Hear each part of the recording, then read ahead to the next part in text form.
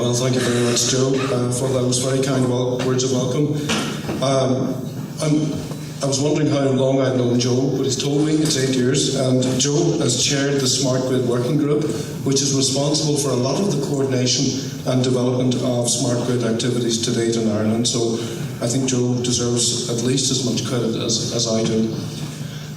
On behalf of the Department of Communications, Energy and Natural Resources, and therefore the Irish Government, I would like to welcome everybody here to the conference, and in particular our guests from outside of Ireland.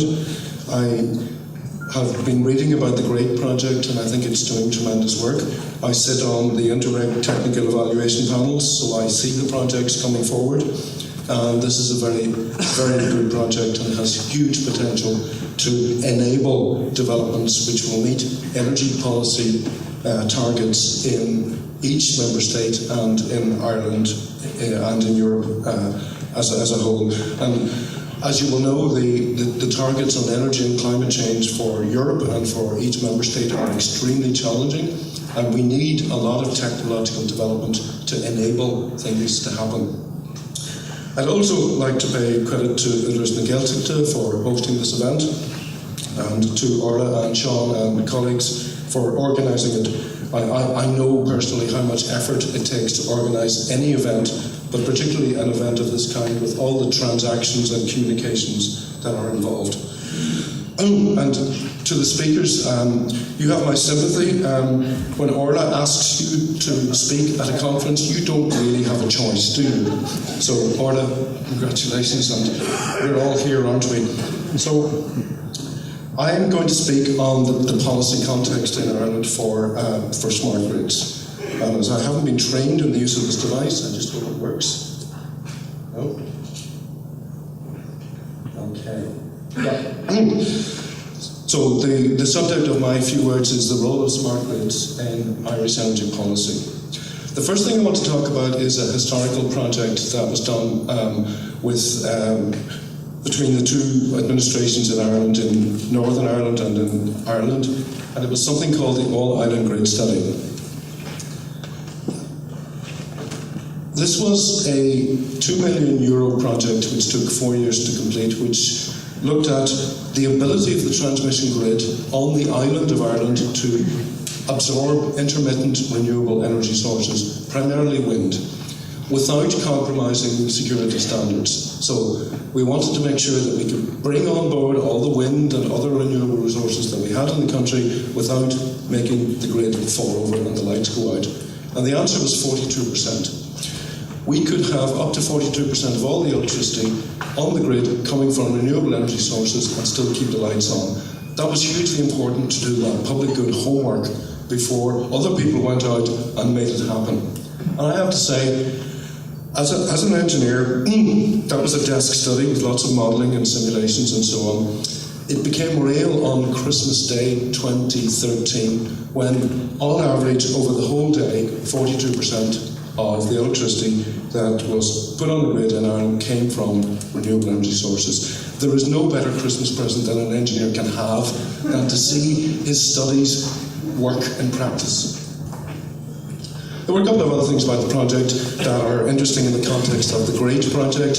It was a collaboration between government, state agencies, private companies, utility, public-private, worked very well indeed, has led to lots of further work that Doreen and others will tell you about in papers to come.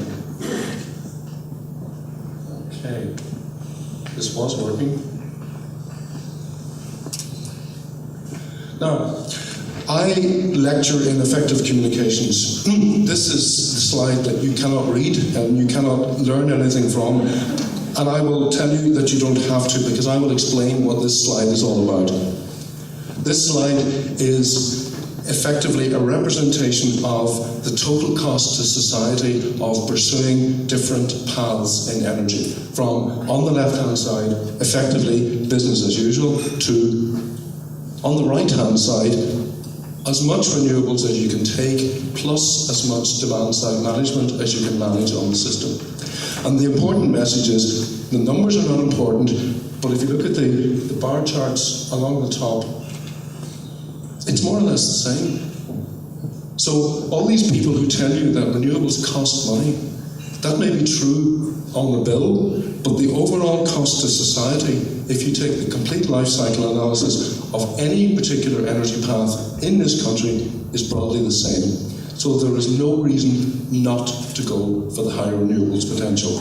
There are also other reasons to do it. Joe mentioned the fact that we spend a lot of money importing energy in the form of fossil fuels. In any given year, it's between 6 billion and 9 billion euro, and that is money going out of the country that could stay in the country and create jobs. Also, if we can put as much indigenous energy on the system, we are more secure. And if we can make the grid smart, as Mary talked about, we can do more intelligent things with it. I'll come on to some of those later. Another project which has set the scene for smart grid policy in Ireland is the IOS project. And my colleagues in Scotland will be familiar with this because this was a project between Ireland, Scotland and Northern Ireland. And it was a feasibility study for interconnecting the grid systems in those three jurisdictions by submarine cable, with a particular aspect or focus on facilitating offshore marine renewable energy, wave, tidal, offshore wind. And it was done so that we could see, was there a way that we could use grid technology, and in particular smart grid developments, to minimise the investment costs for the infrastructure. Instead of each project connecting on a point-to-point basis to the grid, could we develop an integrated meshed grid connecting the three jurisdictions to enable less cost for development and smarter management of all the projects together? So there were a number of work streams, technical, environmental and so on. And that just gives you an indication of the study area and projects and what an interconnected grid might look like. Again, the detail is not important. This shows a combination of technologies, a combination of connected projects. High voltage DC, AC, DC switching, meshed technology, but the whole thing is that it's integrated. Instead of project by project with each individual connection, if we take a holistic view, as inter-array projects tend to do, then we can do it better and we can do it cheaper. This is also a slide you can't read, and this slide, I blame on Joe, but I'm using it, so it's really my fault. Again, the detail is not important, and it's not bad that you can't read the detail, but this is a roadmap of smart grid development in Ireland that was developed by the Smart Grid Working Group and published by Joe and SEAI. The important thing to show is that we can build up the savings that accrue, the savings in energy and the savings in carbon, by a number of actions, and these are grouped by action type, so policy, technical, regulatory, etc. These are the individual actions. You'll hear later some of those actions. The point is, if they're planned, you can put on one page the fact that you can achieve huge savings up to 2050. We're currently in Brussels negotiating what we have to do to meet 2030 targets. We're struggling with some of the 2020 targets, but we now have a plan, a clear path, a glide path to get us to 2050, and smart grids is the enabler for all of that.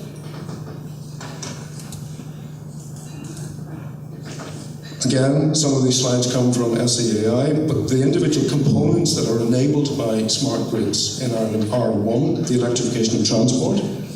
So we can see that we can, both for freight and for domestic transport, this is all enabled by the fact that we have a grid system around the country that will allow electric vehicles and will allow freight vehicles to operate all around the country and not rely on oil. So we can achieve huge energy savings and carbon savings through a smart grid. We can also facilitate much more wind energy on the system, much more than 42%. With smart grid developments, we could potentially have 75% of all the electricity on the island of Ireland coming from wind energy and other intermittent renewables. Okay, we have to change the grid. We can get 42% with the existing grid. If we change the grid so that, as Mary said, power can flow in both directions, we have embedded generation and more sophisticated control, we can meet the three targets of any country's energy policy. We can maximise the use of renewables and therefore reduce the amount of carbon and environmental damage, therefore meeting our sustainability targets. We can increase security of supply because we're not relying on imports any longer, and we have much more potential points of generation around the system, so we're less dependent on one power station than we are today. And we can keep costs down and increase competitiveness. Those are the three pillars of any country's energy policy, and it's particularly important for Ireland at the moment. We would like to cut that energy bill of 6 to 9 billion every year. Smart grids can help us to green the electricity system. We are already on a glide path which shows increasing reductions in the amount of carbon dioxide for each unit of electricity that's generated. The yellow line is the smart grid potential. You can see what difference that makes over business as usual. You'll hear later on a bit more about a very exciting project that's going forward for European funding at present. It's the North Atlantic Green Zone project that's being submitted by ESB Networks, EirGrid, Sony and NIE in Northern Ireland. And it's aiming to deal with the problem that Mayo has, but that Donegal and the northwest of Ireland has even more seriously. On many days, there's more energy generated in Donegal than Donegal can use. Donegal, for those not from Ireland, has just disappeared.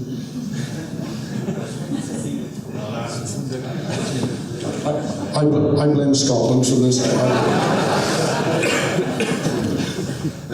Right. Donegal is the county in the Republic of Ireland on the extreme northwest, and Donegal and the western part of Northern Ireland have a lot of wind power and very weak grid.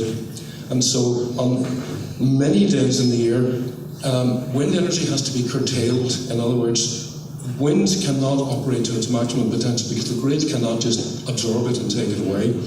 So there's a very exciting project that the four promoters have put together, which looks at developing a smart grid with increased cross-border connection, demand-side management, and intelligence built into the grid. One unique feature that no smart grid project in the world has, that this project will have, there will be communication between the transmission system operator and appliances in each individual home affected by the project. Intelligent storage heating using blend and flex technology. It's the first time ever that a transmission system operator and an individual appliance in domestic premises have communicated with each other. I sit on the European evaluation panel for the projects that went forward for the funding. There were 8 smart grid projects that applied to be considered. Only 2 were successful, and this was by far the best. And we're very, very hopeful that we will achieve success in obtaining major European funding to build this and make it happen. Ireland has the fastest growing penetration of wind power in the world at present, and it's the second time we've held a world record. In 1982, I was putting up wind energy projects around the country, including one on Inisheer Island off the west coast. In 1982, Ireland was the highest per capita spender on wind energy in the world.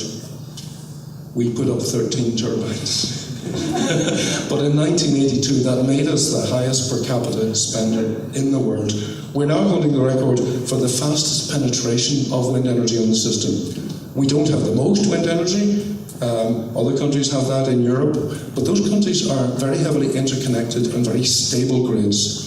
We're operating in regimes where the system operators have to manage very high penetrations of wind energy, and wind energy in Ireland fluctuates very rapidly, not just in terms of wind speed, but in terms of wind direction and gusting. And so, some years ago on Cape Clear Island off the southwest coast, there was a European demonstration project that I managed that was sited in Cape Clear because it had the most harsh wind conditions in the whole of Europe. For anybody not from Ireland looking at a map, Cape Clear is the southwest corner of Ireland. It's close to the Fastnet Rock Lighthouse, made famous by a certain yacht race in 1979, I think. And the learnings from that project have informed Europe in the same way that the learnings from the great project here will inform Europe. It's extremely exciting. Finally, to get back to what I was supposed to be talking about, the Irish energy policy context. We don't write energy policy papers very often. The last one was in 2007. And the one before that was when Desi O'Malley was Energy Minister in the late 80s, and I was involved with that one. I am that old, and I was involved with those two. So we're writing a new one quite soon after the last one because things are changing so rapidly as this project and these developments signify. So we went out to public consultation a while ago with a green paper, and there was a smart grid element to that. And we asked, this is what we're minded to do in government to facilitate energy policy developments, including technological developments, including smart grids. What do you think? One of the themes of the priorities in the Green Paper was energy infrastructure, and smart grids was a key part of that. We said that smart grids must be facilitated by policy, and how should we go about it? Because we put it on paper that we recognise that smart grids contribute to energy policy objectives. Now, we had over 1,200 submissions, and we're currently wading our way through the submissions. Quite a few of those mention grids, and a few of those mention smart grids in particular. We're going to have a number of consultation workshops to talk to the people who did write into us. The one dealing with infrastructure and grids will be on the 21st of October in Dublin, and you will hear more about this later. I'd like to thank the organisers for the opportunity to present and to say that the Irish Government is very supportive of what you all in this room are intending to do, and I wish both the conference and the project all success in the future. Thank you.